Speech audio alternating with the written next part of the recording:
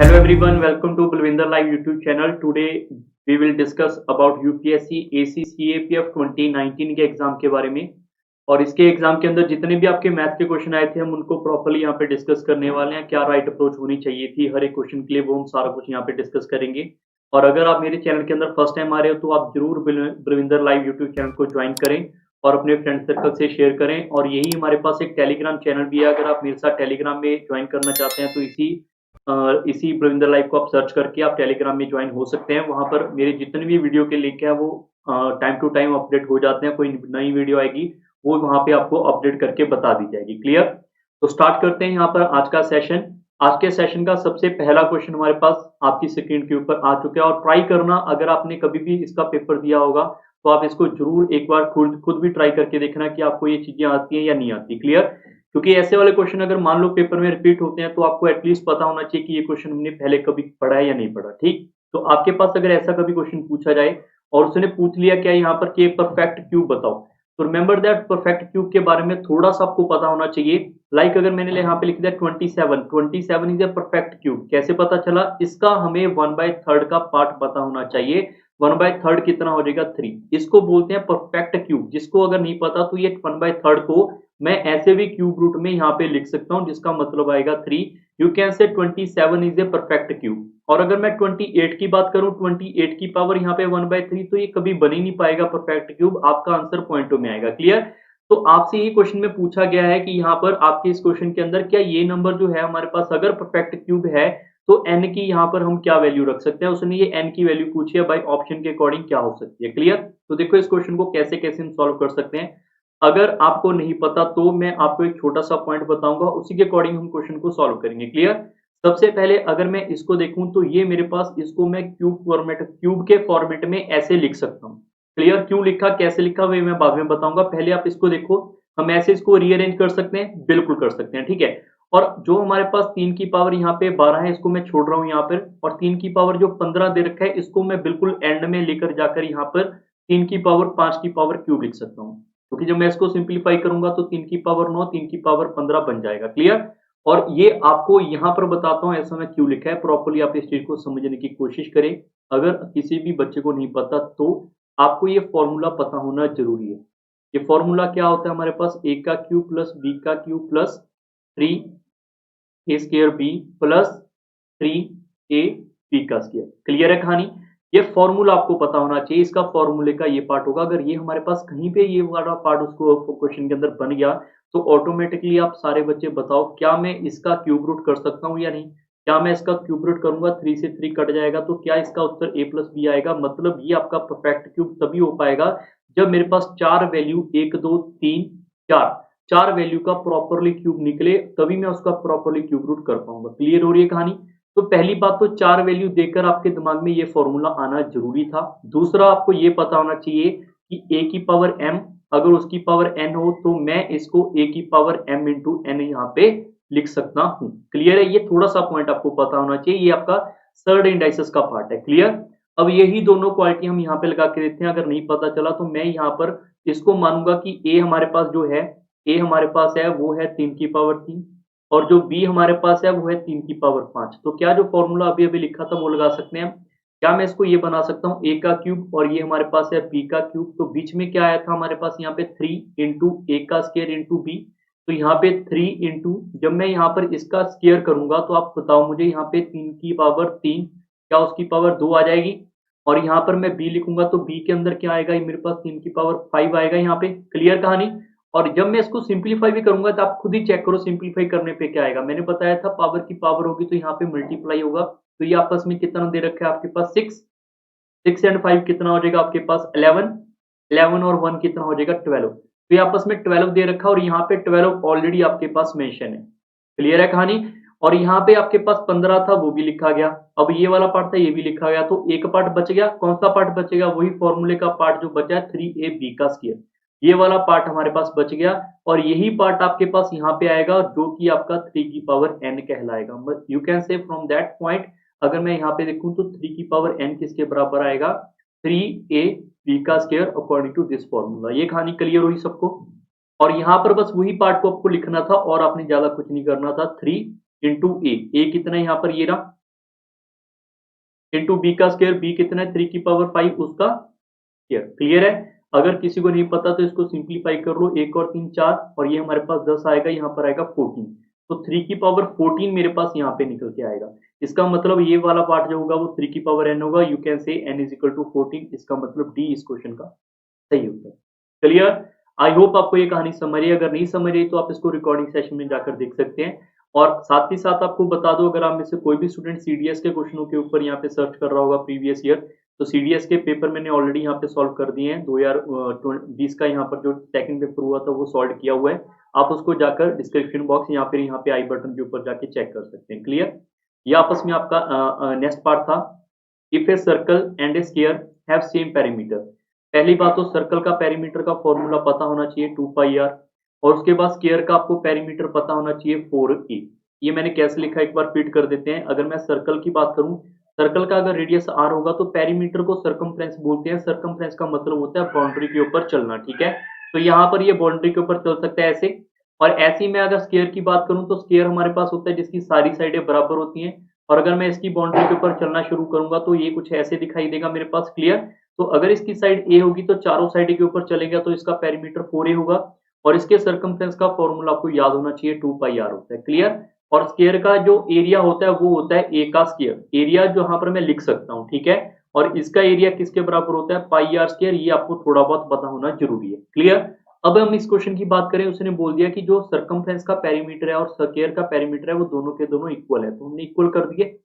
अगर आप खुद ही बताओ, अगर आपके पास ये इक्वल हो जाए तो क्या मैं यहाँ से ये वाली कंडीशन लिख सकता हूँ? आप खुद बताओ। ये आपस में जो आपस में यहाँ पे पाई लिखा हुआ है इसको थोड़ा ब्रेक कर लें।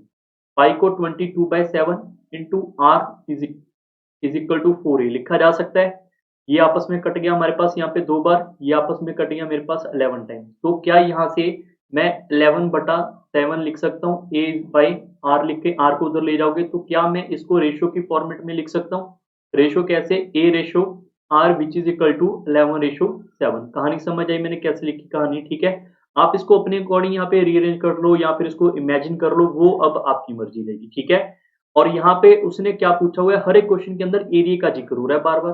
ठीक है, अगर मैं इसकी बात करूं, हमारे पास यहाँ पर a कितना आया हमारे पास बाय डिफॉल्ट 11। अगर मैं a को 11 ही मान लूं कि 11 हमारे पास a है, तो इसका एरिया क्या होगा? a का स्क्वायर करोगे तो 11 का स्क्वायर कितना हो जाएगा मेरे पास यहाँ पे 121, तो इसका स्क्वायर का एरिया 121 रहा होगा।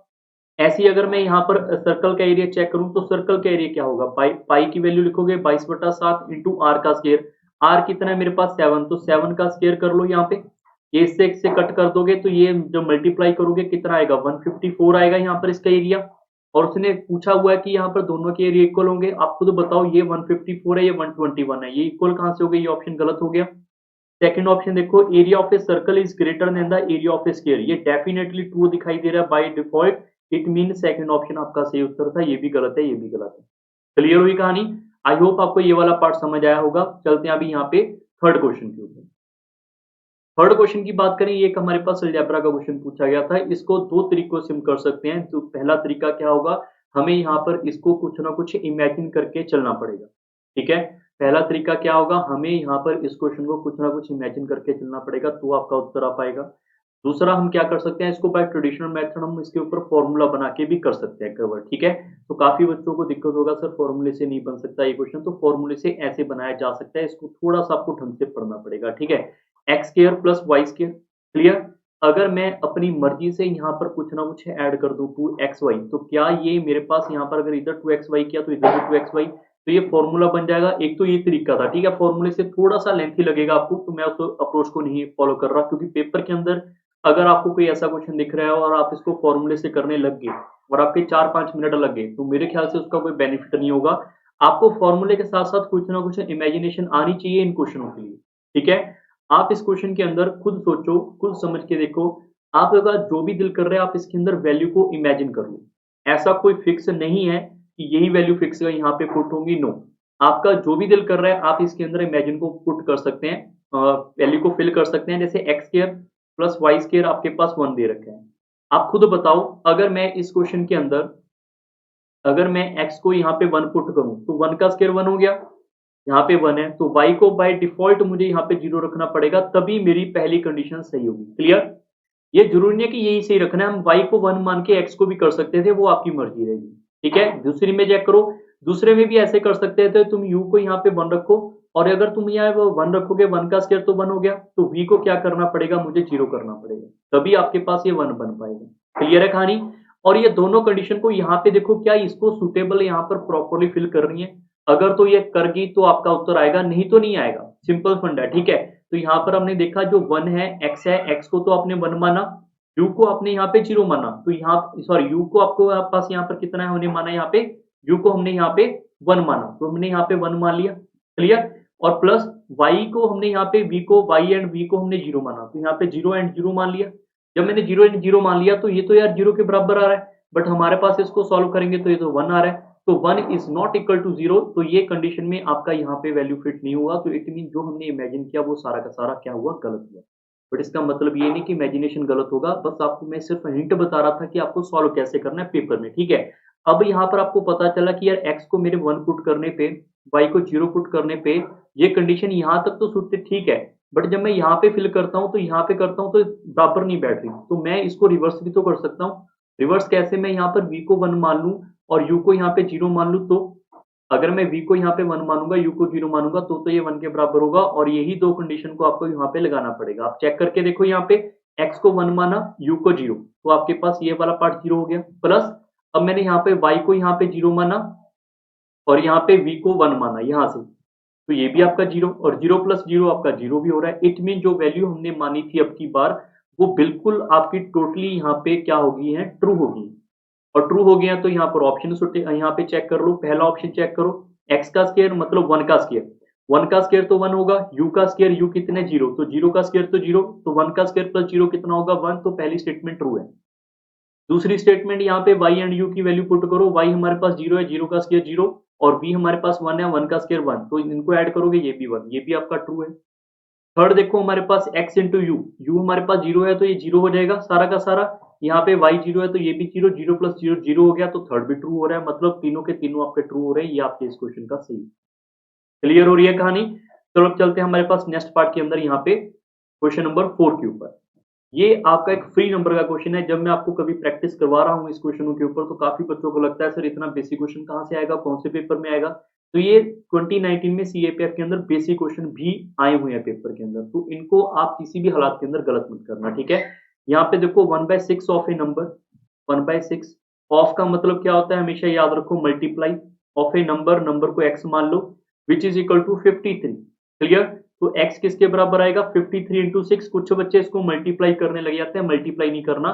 उसने पूछा है इसका यहाँ पर 57% बताओ, इसको जब आपने पूछ लिया कि 57% बताओ तो इसकी बात हो रही है वो, ठीक है, इसकी बात हो रही है। अब देखो सॉल्व नहीं करना, अब आपका अगर कुछ कट हो रहा है यहाँ पे तो कट कर लो, नहीं कट करना तो भी कोई चक्कर वाली बात नहीं पड़ेगी आपके लिए, आप इसको सिंपली इसको मल्टीप्लाई कर लो। आपको दोनों तरीकों से बताता हूँ, ठीक है, कट करने के बाद आप इमेजिन करो या मल्टीप्लाई करने के बाद आप इसको मल्टीप्लाई करो, ये कितना आ जाएगा 8 और ये कितना आ जाएगा मेरे पास 31। ठीक है, इसका हमने यहाँ पे 57% निकालना है।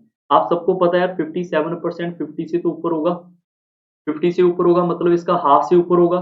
इसका हाफ कितना आएगा चेक करो, वर्बली चेक कर लो, 150 के अप्रॉक्स आ रहा है, तो 150 से ऊपर वाला उत्तर होगा, 150 से नीचे वाला नहीं, इसके ऊपर वाला उत्तर होगा, मतलब ये इस क्वेश्चन का उत्तर है।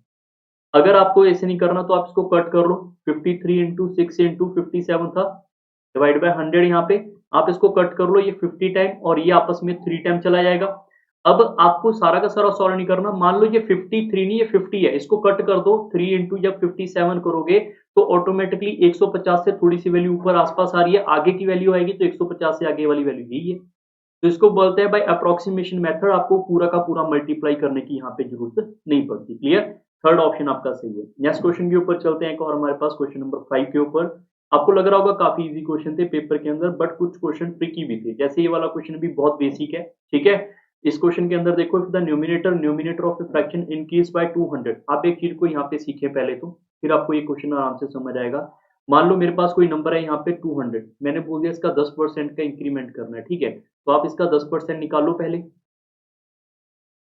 इसका 10% निकालोगे कितना निकल के आएगा 20, तो मैं इसके अंदर 20 का इंक्रीमेंट करूंगा तो निकलने के बाद वैल्यू कितनी आएगी 220, मतलब आफ्टर इंक्रीमेंट कितना मिलेगा मुझे 220। और इसी को करने का डायरेक्ट अप्रोच भी होता है कि 200 को मैंने 10% का इंक्रीमेंट करना है, अगर डिक्रीमेंट भी हो सकता है, मैंने अभी इंक्रीमेंट की बात की है। इंक्रीमेंट के लिए 100 के अंदर उतना ही ऐड कर दूं, 100 के अंदर 10 ऐड करोगे कितना आ जाएगा हमारे पास 110, और साथ में परसेंट लगा दूं।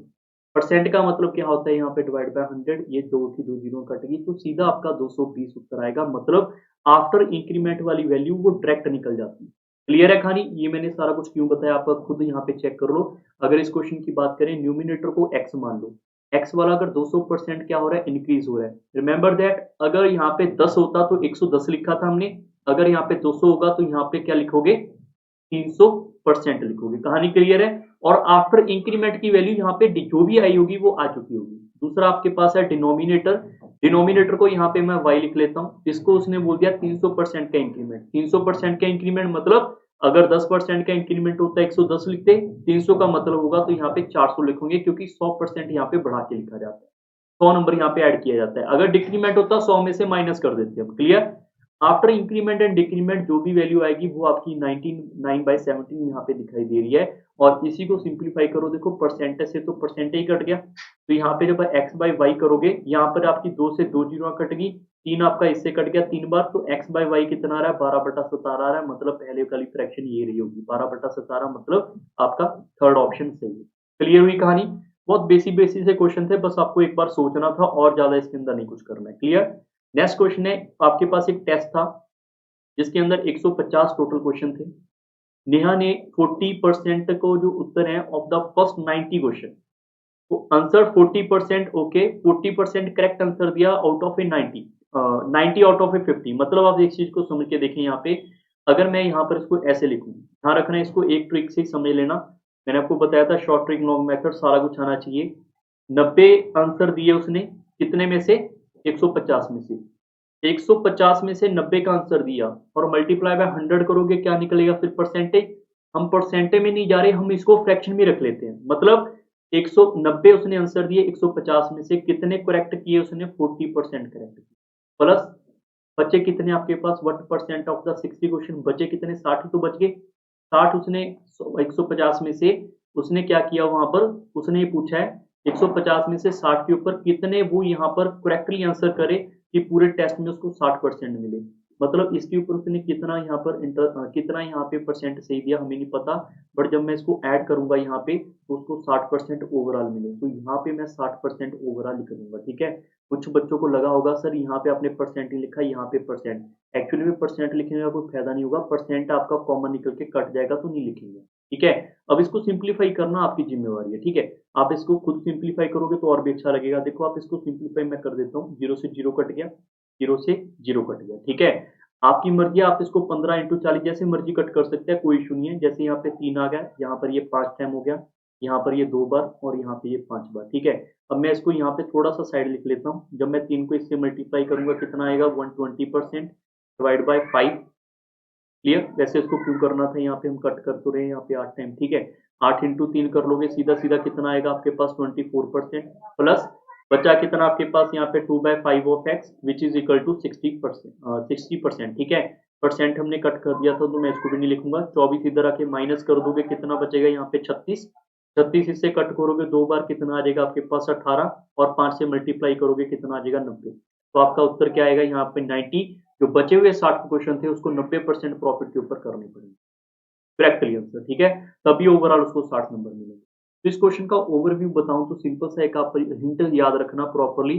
जितने 150 में से उसने सही किए हैं, कितने क्वेश्चन सही किया उसने, यहाँ पर 150 में से 90 क्वेश्चन जो है, 90 क्वेश्चनों को 40% का उत्तर सही दिया, रिमेनिंग कितने बचे, 60। उसको पूछा जा रहा है कितने परसेंट के ऊपर रखें कि ओवरऑल उसको यहाँ पे कितना 60% का ओवरऑल प्रॉफिट होगा। ठीक है? तो यहाँ पे जब आप इसको x को निकालोगे 90 आएगा और ये इस क्वेश्चन का सही उत्तर है। ठीक है? अब ये छोटा मोटा शॉर्टकट आपको आना जरूरी है इन क्वेश्चनों के लिए। ठीक है? क्वेश्चन नंबर 7 के ऊपर चलते हैं। एक और हमारे पास, ये भी एक फ्री नंबर का क्वेश्चन है। By selling an article at a loss of 10%, okay उसने क्या किया, यहाँ पर ध्यान रखो एक चीज समझ के चलो, मैंने आपको स्टार्टिंग में अभी भी बताई कि अगर यहाँ पे सीपी रखें, CP is the cost price, उसके ऊपर ही प्रॉफिट लॉस होगा। सीपी के ऊपर 10% का लॉस हो गया तो आपको इसको किससे मल्टीप्लाई करना पड़ेगा। अगर इंक्रीज होता 10% तो 110 लिखा जाता है, 100 में ऐड किया जाता है।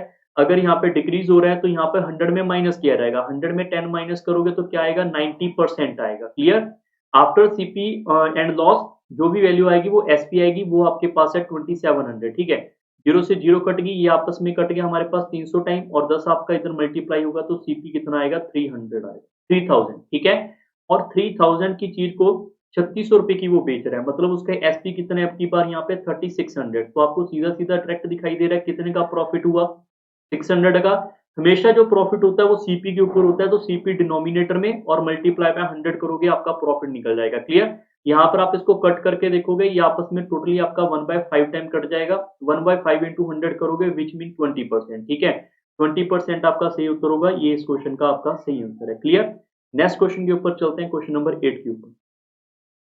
The least integer when multiplied by 2940 become a perfect square। बहुत से बच्चे गलती क्या करते हैं, सर यहाँ पे ना जीरो लिखा हुआ है, आपको हिंट दे देता हूँ कि सर 10 का तो परफेक्ट स्क्वायर नहीं हो सकता, बट 100 का तो हो सकता है।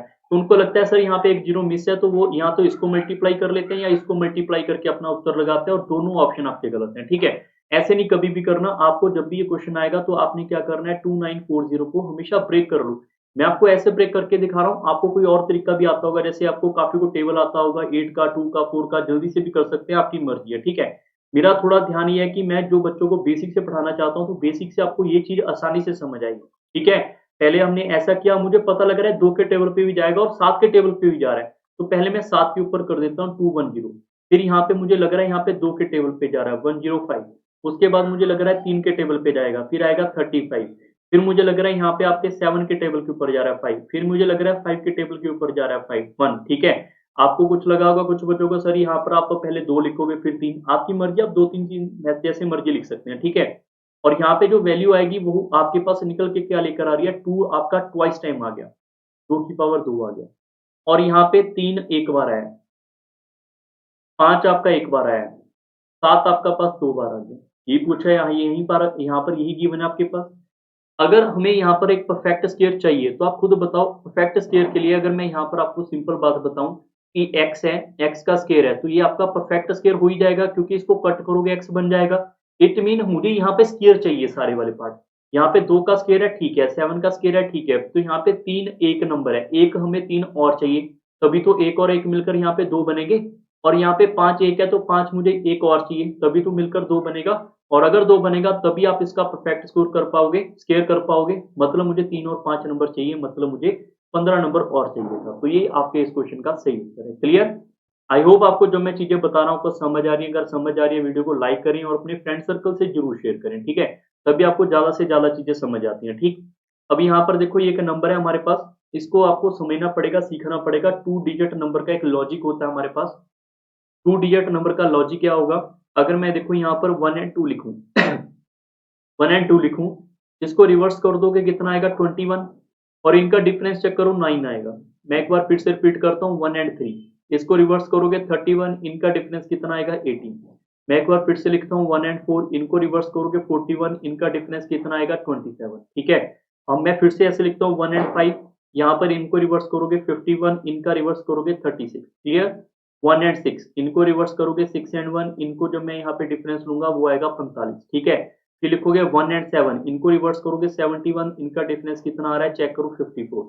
फिर लिखोगे 1 एंड 8, इनका रिवर्स कितना आ रहा है, 81, यहाँ पे आप इनको चेक करके देखोगे, इनका डिफरेंस कितना आएगा मेरे पास यहाँ पे 63। क्लियर। फिर एक और नंबर लेते हैं 1 एंड 9, जब मैं इनका डिफरेंस लूंगा तो इनका भी डिफरेंस हमारे पास कितना आ रहा है, चेक कर लो 72। तो पहले तो आपसे इसके ऊपर बहुत से क्वेश्चन बनाए जाते हैं, वो सारे क्वेश्चन आप इनको नोट कर लो, दिमाग में फिट कर लो। ये एक लॉजिक है हमारे पास छोटा सा। ठीक है, मैक्सिमम डिफरेंस कितना हो सकता है 2 डिजिट का, जब मैं उनको रिवर्स कर देता हूं तो आपका पहला क्वेश्चन का उत्तर ये आ चुका है 72। इससे ज्यादा कभी भी डिफरेंस का उत्तर नहीं आएगा, मैक्सिमम यही है।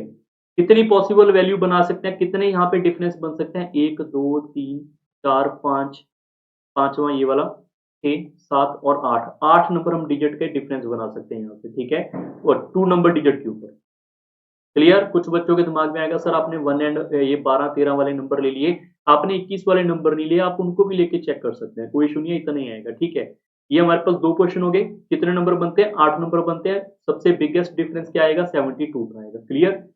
तीसरा कंसेप्ट इसी के ऊपर क्या है हमारे पास, जिसके ऊपर क्वेश्चन पूछे जाते हैं कि अगर इनके जो गैप है, अगर मैं इन गैप को देखूं कि इस गैप का कितना आ रहा है, गैप मेरे पास 1 आ रहा है, तो ये गैप हमेशा 9 लेकर आएगा after reversing and gap. After reversing and in दोनों के डिफरेंस क्या, एक बार फिर से समझिए मैं क्या कहना चाहता हूँ। मैं ये कह रहा हूँ कि इन दोनों का डिफरेंस कितना आएगा, मेरे पास यहाँ पे देखो 2 आ रहा है, तो 2 के गैप के लिए जब मैं इसको रिवर्स करके माइनस करूंगा तो इनका जो डिफरेंस आएगा वो 18 आएगा। इनका गैप कितना आ रहा है यहाँ पे 3, 3 के लिए 27 आएगा, ठीक है। तो यहाँ पर एक लॉजिक बन गया मेरे पास, फिर से मेरे पास लॉजिक क्या बना कि अगर मेरे पास गैप 1 आएगा, जैसे मैं 1 एंड 2 को रिवर्स करूं, या फिर 3 एंड 4 को रिवर्स करूं, या फिर 5 एंड 6 को रिवर्स करूं, गैप एक एक है, कोई भी नंबर का मैं रिवर्स करके देखूंगा डिफरेंस 9 ही आएगा। अगर एक गैप है तो डिफरेंस मेरा 9 आएगा। कहानी समझ आ गई है, यही आपका बेसिक है इस क्वेश्चन का, ठीक है। और उसने क्वेश्चन वालों ने क्या बोला हुआ है, क्वेश्चन वालों ने 27 डिफरेंस बोला हुआ है, आफ्टर रिवर्सिंग 27 आपका डिफरेंस आ रहा है। तो अगर मैं इसको 27 बनाना चाहूं तो मुझे 3 से मल्टीप्लाई करना पड़ेगा, तो मुझे इधर भी 3 से मल्टीप्लाई करना पड़ेगा, मतलब गैप कितना होगा, 3 का होगा। कैसे, 1 और 4 इनको रिवर्स करोगे 41, तो इनका गैप कितना आएगा, 27। कोई और नंबर जो भी आपके दिल में आ रहा है वो लिख सकते हैं, जैसे 69, यहाँ पे 9 लिखो, यहाँ पे 6 लिखो, और इनका गैप कितना आएगा, 27। कोई और नंबर ले लो 58, और यहाँ पे 85, इनका गैप कितना आएगा, 27। क्लियर है कहानी। अब इस क्वेश्चन में वही बोला हुआ है कि उन्होंने क्या बोला, ऐसे कितने हमारे पास नंबर बनेंगे 2 डिजिट के, और उनको सम करके देखना है कि सम करके क्या आएगा, और यहाँ पे आपके आफ्टर रिवर्सिंग क्या होना चाहिए, गैप 27 का होना चाहिए, ठीक है। तो आपको सिंपल पता लग गया कि पहले क्या आएगा, 1 एंड 4, गैप आपका 3 का है, फिर आएगा हमारे पास 2 एंड 5, फिर हमारे पास आएगा 3, फिर आएगा 4, ऐसे ऐसे इधर लिखना पड़ेगा 6, फिर यहाँ पे 7, फिर आएगा 8 और 9, 9 से आगे नहीं जा पाएगा, और यहाँ पे क्या आएगा 5, और यहाँ पे क्या आएगा 6। कुछ बच्चों को ये भी तो होता है कि सर मैं 69 को ऐसे कर रहा हूँ, मैं क्या ऐसा भी तो लिख सकता हूँ 41 को भी तो यहाँ पे काउंट करेंगे। 41 यहाँ पे काउंट नहीं करेंगे क्योंकि उसने इंक्रीज्ड बोला हुआ है, क्योंकि 1 एंड 4 को अगर मैं चेक करूंगा, 1 एंड 4 को रिवर्स करोगे तो अभी तो ये आपका 27 से इंक्रीज हो गया, अगर 41 को मैं रिवर्स करूंगा तो भाई वो डिक्रीज हो गया। बात समझ आ रही है। उसने इंक्रीज पूछा हुआ है ना, तो मुझे इंक्रीज ही नंबर लेने पड़ेंगे, ठीक है। अब सबको ऐड कर दो। ऐड भी आपने पूरा नहीं करना क्योंकि यहाँ पे यूनिट डिजिट सबका डिफरेंस है, तो आप सीधा चेक करो 6 और 5 कितना हो गया, 10, यूनिट डिजिट 0, ठीक है। इसको लिखेंगे नहीं हम। आगे देखो 5 और यहाँ पे 7 कितना हो गया, 12, यूनिट डिजिट 2, 2 और 8 कितना हो गया, फिर से 0, इसको भी नहीं लिखेंगे। अब बचा कितना 9, तो लास्ट डिजिट 9 होगा, मतलब 249 इसका उत्तर होगा। आप इसको ऐड करके भी देख सकते हैं, कोई चक्कर वाली बात नहीं है। इनको ऐड करके देखो आपका कितना स्कोर आएगा, यहाँ पे 249 आएगा, ठीक है। आई होप आपको ये 9 के 9 क्वेश्चन समझ आएंगे। और सीएपीएफ पेपर के अंदर टोटल 9 नंबर ही क्वेश्चन आए थे, और जल्दी मैं ट्राई करूंगा बाकी भी आपको क्वेश्चन वगैरह प्रोवाइड करवा दूं सीएपीएफ के पीवाईक्यू। उससे पहले पहले आप अपने फ्रेंड सर्कल को ये वाला जो चैनल है उसको शेयर जरूर करें मैक्सिमम, और आप भी इस चैनल को जरूर ज्वाइन करें, ठीक है।